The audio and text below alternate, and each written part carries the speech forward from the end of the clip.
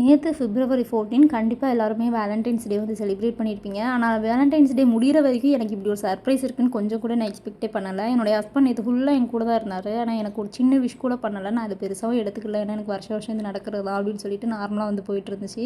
So night டின்னருக்கு பார்த்தீங்கன்னா தோசையும் தக்காளி சட்னி ரெடி பண்ணிட்டு இருந்தேன். எனக்கு தக்காளி சட்னியில் பெரிய வெங்காயத்தோட சின்ன வெங்காயம் போட்டால் ரொம்ப பிடிக்கும். நான் வந்து பார்த்திங்கன்னா இந்த மாதிரி தான் வந்து தக்காளி சட்னி வைப்பேன். நீங்கள் எப்படி வைப்பீங்க மறக்காமல் கமெண்ட் செக்ஷனில் சொல்லுங்கள். ஸோ இந்த சட்னியில் ஹைலைட்டே பார்த்தீங்கன்னா இந்த கொத்தமல்லியும் புதினாலையும் தான். அது நல்ல டேஸ்ட் எடுத்து கொடுக்கும். ஸோ ஃபைனலாக எல்லாத்தையும் போட்டு வதக்கிட்டு அதை ஆற விட்டு வந்து நல்லா ஒரு மிக்ஸி ஜாரில் போட்டு அரைச்சிட்டு ஒரு சின்னதாக ஒரு தாளிப்பு கொடுத்துட்டேன். ஹஸ்பண்ட் வந்து நைட் ஷிஃப்ட்டுன்றதால நாங்கள் மட்டும் தோசையும் தக்காளி சட்னி வச்சு சாப்பிட்டுட்டு பசங்களையும் தூங்க வச்சிட்டேன். நைட் ஒரு 1 மணி இருக்கவும் தான் இந்த மாதிரி கேக் கொண்டு வந்து சர்ப்ரைஸ் வந்து பண்ணாங்க. கொஞ்சம் கூட நான் எக்ஸ்பெக்டே பண்ணல. ஆக்சுவலாக February 14 முடிஞ்சிருச்சு. February 15 பறந்துருச்சு. ஸோ இது வந்து அவங்க கையால் எனக்காக பண்ணி கொண்டு வந்தது. என்னுடைய ஹஸ்பண்ட் வந்து பார்த்திங்கன்னா ஒரு செஃப்பாக இருக்காங்க. ஸோ அதனால் எனக்கு இது மாதிரி அடிக்கடி கேக்கு கிடைக்கும். இந்த வேர்டிங்ஸ் என்னை வந்து ரொம்பவே மெல்ட் ஆக்கிருச்சுன்னு சொல்லலாம். ஸோ அவங்களுக்குள்ளே தோணுதை அப்படியே வந்து போட்டு கொடுத்துருந்தாங்க.